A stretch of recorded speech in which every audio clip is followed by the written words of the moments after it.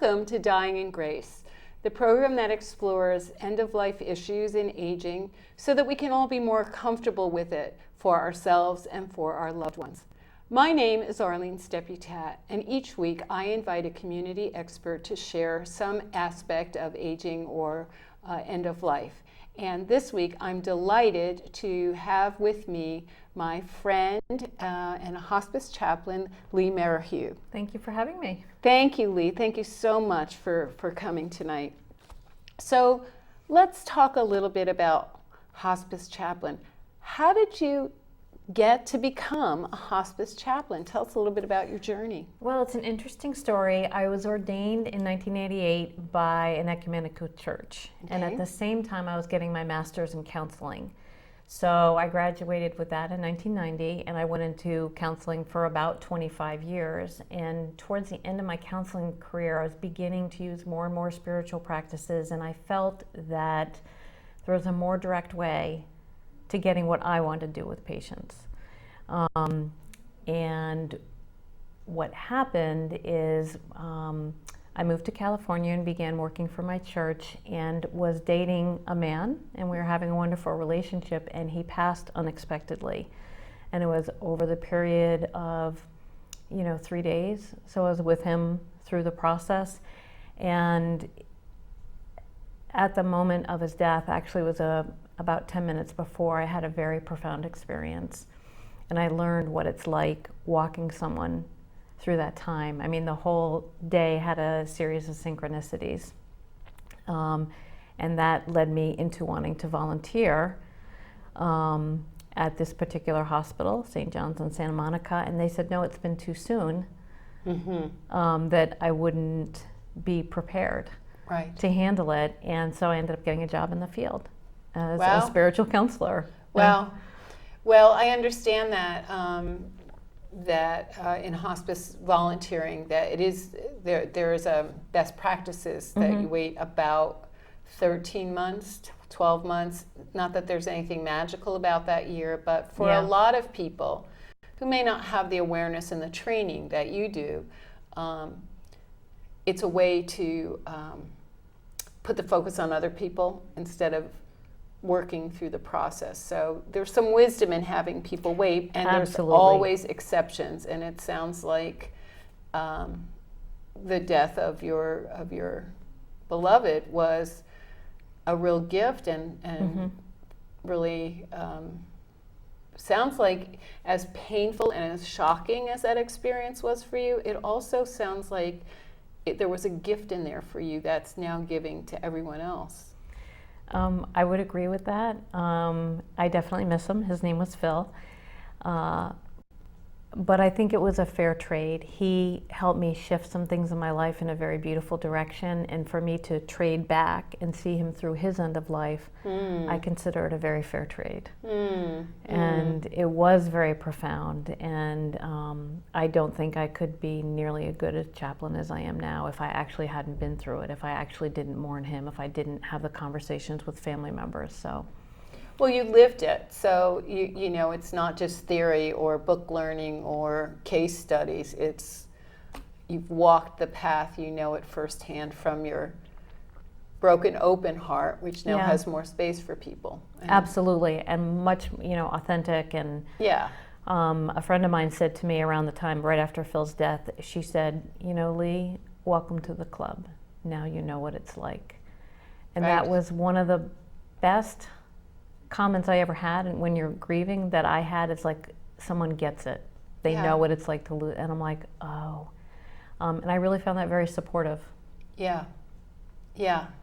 And I think when it's, we all have our experiences of death and what that happens, but depending on when it comes and who it was, I'm in this business because my dad dropped dead when I was 11. So, no, there was no club for me to join at 11 years old, but I subsequently saw that was part of my journey, Oh, so. Thank you for sharing. I didn't know that. Yeah, so, and many others, there's on the website, there's some stories about my own journey with befriending death. So I think that's kind of what this show's about, becoming comfortable with the fact that it's part of the life cycle. Not that it's easy, not that we welcome it, but if we turn away from it, then it's harder because we're just in such strong denial. And you know, it's funny because as a child, you know, maybe 10, 11, 12, I had panic attacks about dying. And I mean, literally scared, like in the bathroom, like shaking. And I just find it so ironic that now I am doing this work. And I remember when I went in with my first dying patient, I was like, you know, okay, I wonder how this is going to go. And it went, I was like, oh, this is good. This is a good place for me. Yeah. So do all hospices have like a chaplain or a spiritual person? I mean, or is it just the place you work that decided this was a need? How is it that you got hired? I mean, is that part of the deal? All hospices have chaplains, or what they also call spiritual counselor. And actually, hospice was founded on faith-based principles, and it's included in our service. Hospices provide nurses, they provide home health aides for bathing and grooming, a social worker, and also the chaplain. So we're a team that works together. So it is common practice. Every hospice has a chaplain. And I just would be remiss, especially because our last guest was a volunteer coordinator for hospice. You also have people from the community that serve alongside as part of that hospice team too. Yes, we do, and it's part of the Medicare guidelines that a certain percentage of the care we provide is done by volunteers. Right. I'm not sure how that originated, but it is foundational, and it's something that hospices take very, very seriously. Yeah. This is a part of how we provide good care for our patients. Yeah. So, okay, so you're a hospice chaplain. You talked about meeting your first family. So what do you do? I mean, do you go in and pray or do biblical things or plan funerals? I mean, what is your role? And do you serve everybody or just people of a certain belief system? We serve everybody, and I'll step the background how we do that is I just show up, and whatever the needs are of the family or the patient, our goal is to diminish pain. So there's the physical pain, you know, of the disease or whatever process they have going on, but there's also spiritual and emotional pain. And those three are closely interlinked, because if someone is in a spiritual or emotional crisis, it's going to exacerbate their pain. So we come at it from all different sides. So the goal is to reduce their pain, to help them have a peaceful death, which is what they experience as peaceful, not what I think it should be. So that may or may not include anything religious. I'm not what I would call a religious person. I would describe myself as a spiritual person. And the other important part is that people are at the end of their life, they're facing death, which most of us don't talk about on a daily basis. This is not the time for me to come in and try to change their spiritual beliefs or practices. That's ridiculous. I take them wherever they're at, whatever their beliefs are. A lot of people say they get their spirituality out of fishing. Like that's where they come to the most peace, or holding their grandchild. So it's not up to me to decide what people consider fulfilling or spiritual. It's for me to serve them wherever they're at. So I can have a meaningful conversation with an agnostic, an atheist, a Buddhist, Hindu. It's just the connection. So it's, well, one thing I wanted to hear from you, what do you hold as the difference between religion and spirituality inside of you? How is that different? That's a good question. Religion, how I would define that is I find spirituality as something that is discovered within, and that it's not necessarily a format that's been put on top of me. It's when I was a child, now I would say they're spiritual experiences, but I didn't know what they were, so I called it talking to the trees. Right. That's what my spiritual life was. Now I know that's probably spirituality or something like that, but I'm not as comfortable with rules or laws or things that say you have to do this in order to be okay. Because most of us, I'll speak for myself, we're pretty sinned out by the age 17, so to think that I couldn't be recognized as a valuable person or spirit after that is ridiculous. And yet there are people where they go together that their religion gives them a sense of spirituality and, and the rituals and the whatever the requirements are, whatever the holidays are. I mean, you know, whatever is deemed appropriate in that religious line. For some people, is their connection too. So they might have both. So, I mean, I understand the difference, but there, you embrace it all. Embrace it all, and for many, many people, particularly at end of life, those rituals are so comforting. They're like, we want to do something, we don't know what to do, could you just say this Catholic prayer, or the blessing of the sick, or sacrament of the sick, and the whole family settles down. And I've seen that very often with families who aren't close, or can be very close, and they aren't going to church, they say they don't have any spiritual needs, but at the end they all want those prayers. So whatever, there's comfort in it. Yeah, there's comfort, it's reassuring, just like we like. It could also be like family remembrances, like I haven't gone to church in 100 years, but as a little girl I remember our whole family going to church and listening to this hymn or this prayer or saying this as kids, and you know. That's a really good point, because with some people of Alzheimer's or dementia, they may no longer be communicating verbally. You know, they may not be able to talk, but you can see them respond to particularly singing the older childhood hymns, because those are the ones that they remember. Jesus Loves Me is one that I've sung quite a bit, and a few others, and they might like move their hand or tap. That also can be very reassuring. And one of the last things they remember words to. So they may not be able to get a sentence out, but they can sing Silent Night with me. And that's also, since I used to work for the Alzheimer's Association, that's also because music lives in a different part of the brain too. So, well, you know, so there's a whole research and program called Alive Inside where music will wake up someone that has checked out. So it's a really beautiful thing. I did not know that, and it makes so much sense. Yeah, it really does. So I want to go back to something you said to help people understand. You talked about the whole different kinds of pain, emotional pain and physical pain. What is spiritual pain? How do people experience spiritual pain? What would that look like? It would look like either there's a bunch of possibilities. They could have let down God, or they are not sure if they've lived a meaningful life. I think that's what I see as one of the greatest spiritual pains. Or they could have separation from a family member. They may want forgiveness for something. They may want to tell secrets that they have kept hidden. Kind of like what do they say, the bedside confessional or something? Bedside confessions, you know, or just things that they may want their family to understand how much they really love them, and maybe they were, you know, kind of a reserved, quiet person that didn't express their feelings. So that's a kind of spiritual pain. And I think, if I'm understanding you accurately, while your focus might be the patient, your services extend to family and friends as well, and it sounds like they get impacted. So if the daughter was having a really hard time with her mother with Alzheimer's, is she also part of who you focus on? And if so, how do you do that? Hugely. Hospice is the only healthcare service that includes the family in part of their treatment, and that's what makes it really unique.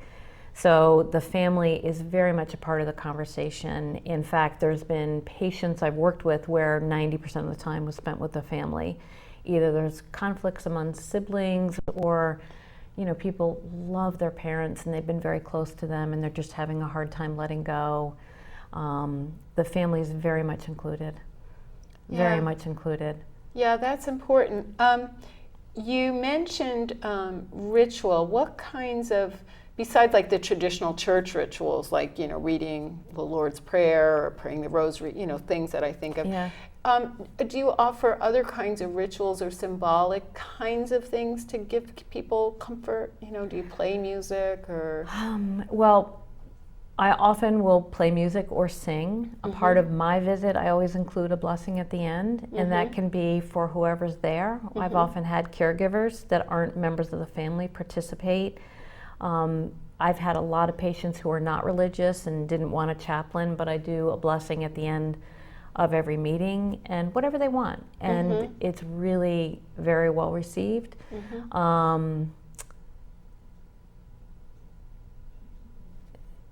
I don't know if I have any formal rituals that I do every single time. You know, what comes to mind is a lot of listening. That's part of the ritual, is going in, listening, even if they're not talking much. It's like listening to the room, listening to the light in the room, listening to how they're sitting. Do they look comfortable?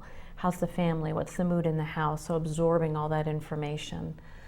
Yeah, there's a lot of information in that silence. And, you know, you also mentioned Alzheimer's and, you know, and people that are, or what I've experienced in my work, people that are in what some of my teachers call faraway places, you know, like maybe a couple days out from leaving the body completely. So they might be drifting in and out of awareness. And people sometimes think that there's nobody home and may not realize what they're talking about and that kind of thing. So how do you help them understand and look for some of the things that you know to look for? Can you ever give the family guidance to watch for certain things? Do you do that with them to help them realize, you know, is somebody home? Yeah, one of the first things I do is validate their feelings. You know, like, you know, I don't know, And I also share the information that auditory is one of the last senses to go. So even though they may not be home, they can still be hearing and what's going on. And the other thing too is acknowledging that it's not a consistent state. Like you said, they go in and out. So they could be out, you know, from 10 a.m. to 1 a.m. and then, you know, or 1 p.m. later in the day, they kind of wake up. And I often say, you know, look how much they're moving, look at the eye contact. And often I say, well, do you get a feeling? And invariably they go, yeah, I had a sense that, you know, she was uncomfortable, so I went and talked to her. I had a sense that she's very, very peaceful. So what I often do is remind people what they already know. But it's not a common language, so sharing with them that, yeah, those feelings are pretty much right on the spot. Yeah. And death can be a stressful time for families, so they may be having the feelings but not slow down a little bit to know that they're having them. So just letting that be available. Yeah, I know also for me, it's looking at the body very carefully. You know, people will do that with a child that's sleeping. You know, they'll look for, you know, the breathing rate or whether they're, oh, she's dreaming, or sometimes you even do it with your pets, you know. And yet, I think there's so much emotion tied up with this person that may be leaving that they forget to maybe step back a little bit and tune into observation of who's there and what's happening with them. You know, it is, the emotions can sometimes crowd out the other senses, and it's so beautiful that you help remind people of what they already know to do. Yeah. You know, that's really. You know, it reminds me of a story. I was talking with a family, and their mother was dying, and the daughter was very upset, crying, kind of hysterical, and also said, you know, she wasn't really religious, and I didn't know what to do. I mean, she was really upset. Clearly her mom was going to pass. And I said, well, have you ever had any other experiences with people dying that you would describe as spiritual or meaningful? She had a whole list. Oh, you know, after my stepfather passed, I saw him in the car.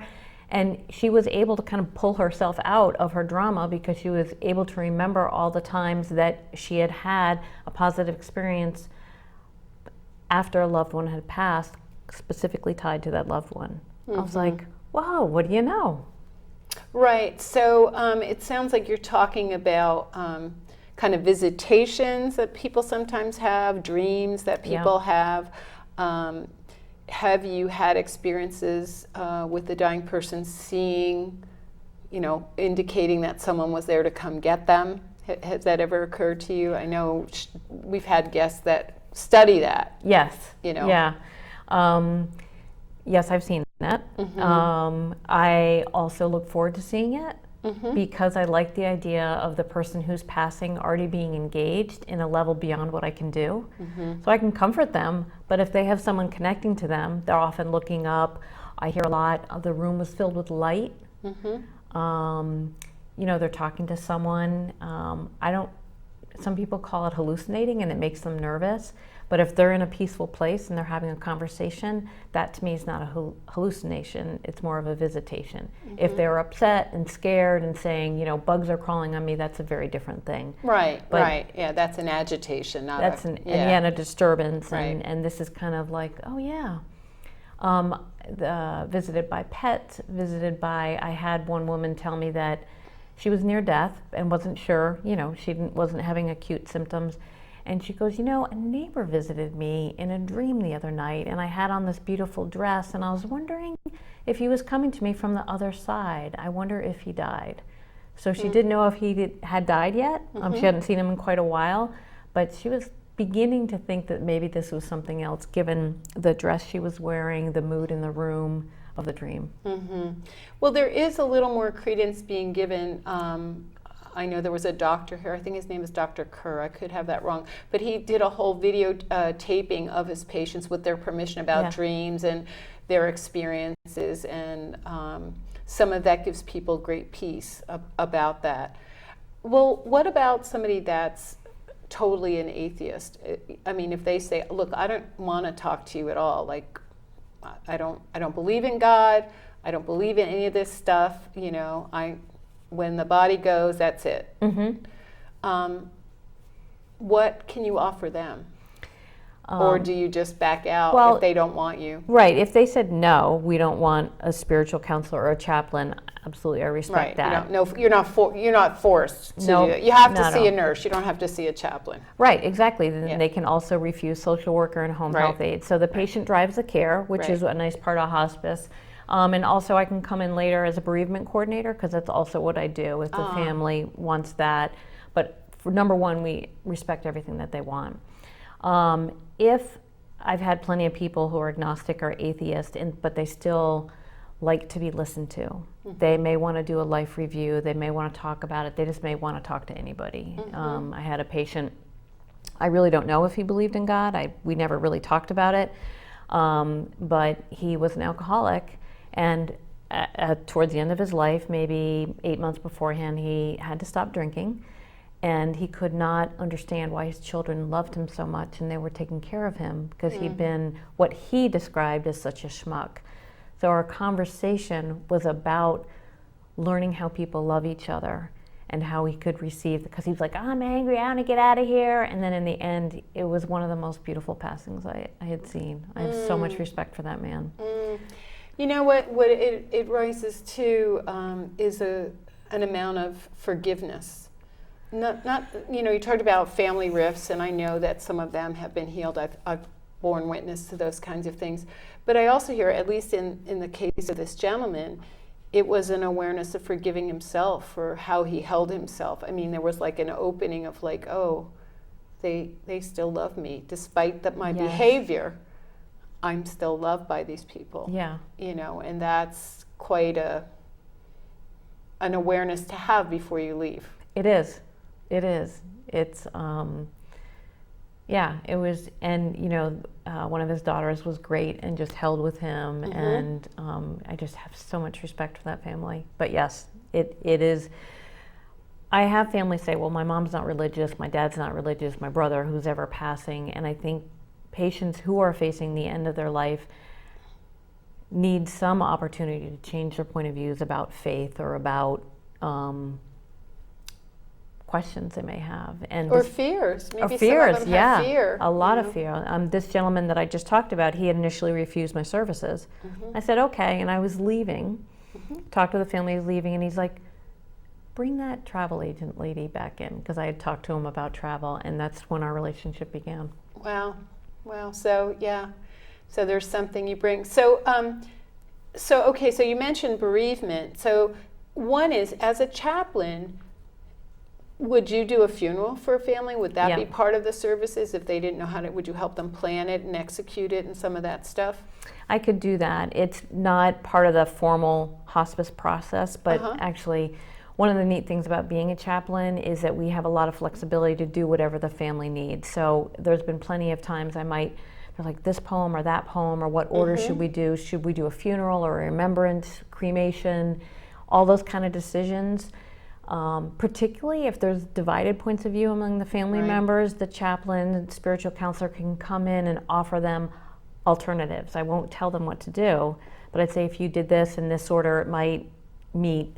Like I had one family who the gentleman had converted to a Christian religion, but the family was all Jewish and didn't know that he had.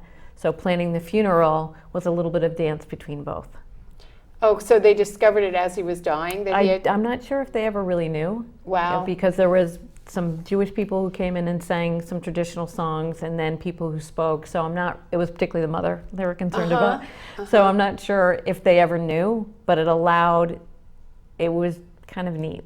It just married these two things together. So yeah, and so then it sounds like you also can see families that have been connected with you. So now the loved one has passed, whether it's this gentleman you talked about and then his daughters. Right. So you follow up with the families and see them for counseling after the fact as well. Yeah, it's part of hospice protocol that there are calls or visits made immediately after, and then we also have a bereavement coordinator, which is part of my role, and they follow up with the family for 13 months afterwards if they want it. They may just get mailings, they may want visits, they may want to be part of a group. And it doesn't matter whether I saw them or not previously. They could have been on my caseload, they could have not been, but the service is still provided unconditionally. So what's the best thing about your job? Really, the best part is I can walk into any situation and visit each one individually and figure out what the family needs, or the patient. And that's what I love. I don't have a preset way of doing things. And so I can go in and bring what they need forward, even if they don't know they need it. Well, thank you so much, Leigh. What a gift you are. I really appreciate it. We'll have to leave it here, but we have a book of living love. So if there's someone you'd like to remember, I'm going to invite you to write their name in there. Thank you. And I'd like to thank Elliot Jacobson and Michael Nicholson, my production team, and TVSB for allowing us to do this program. I want to thank you, the viewers. If you'd like to see past episodes of Dying in Grace, it's available at dyingingrace.com. Our program airs on TVSB on Mondays, Wednesdays, and Fridays, and on YouTube anytime. We'll see you again next time. Thanks so much. And thank you, Leigh. Thank you. Yeah.